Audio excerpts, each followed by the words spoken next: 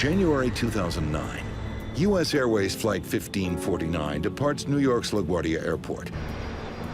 There are 150 passengers on board, bound for Charlotte, North Carolina.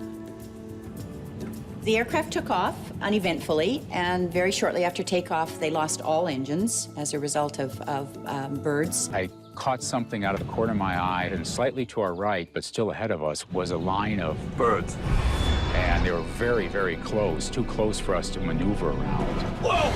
After quickly assessing the situation, Captain Sully Sullenberger and First Officer Jeffrey Skiles realized that without engine power, they're not going to make it to any nearby airport.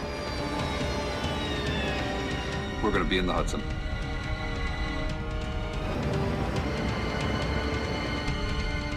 Brace for impact. You need to be aware of your brace position.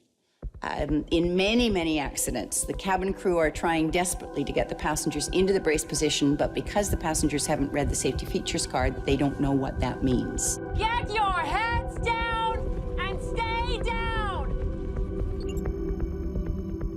Proper brace position is knees together, feet flat on the floor, body bent as far forward as possible, with arms wrapped under the legs or braced against the seat in front of you. Your body's going to be thrown forward, so if you can get yourself into that position beforehand, the amount of movement back and forth is going to be reduced and the level of injury will be less. In the cabin, the passengers prepare for the inevitable. All the passengers really started kind of pulling together, and somebody yelled out as we were going down, "Be ready at the doors!" The folks at the door says, "We're ready." Clay Presley does what all passengers should. He stays calm and tries to think ahead. So I started thinking about, if we're going to crash, I know I need to figure out where the exit rows are.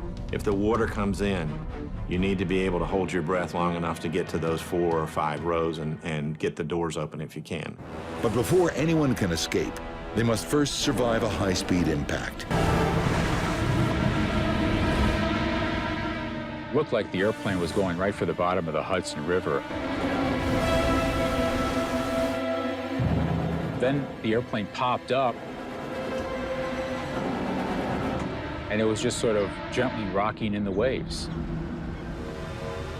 In an instant, the $75 million plane has become an unlikely boat floating down the Hudson River. It's now filling with freezing water. That water was cold. It was very cold, so your feet are freezing. If you land in the Hudson in the middle of the winter, the water is going to be very cold and you're going to suffer from hypothermia very quickly. Their feet and their hands will get numb. They're going to be useless. Passengers nearest the exits open the doors. I just jumped up very quickly and started making my way to the emergency door. And so I worked my way out onto the wing, just a few steps to start with. Fortunately, they had slide rafts rather than just slides, so what they were able to do was evacuate passengers into the slide rafts. In the end, all 150 passengers and the entire crew of Flight 1549 are brought to safety. Another example of how serious aviation accidents often end well.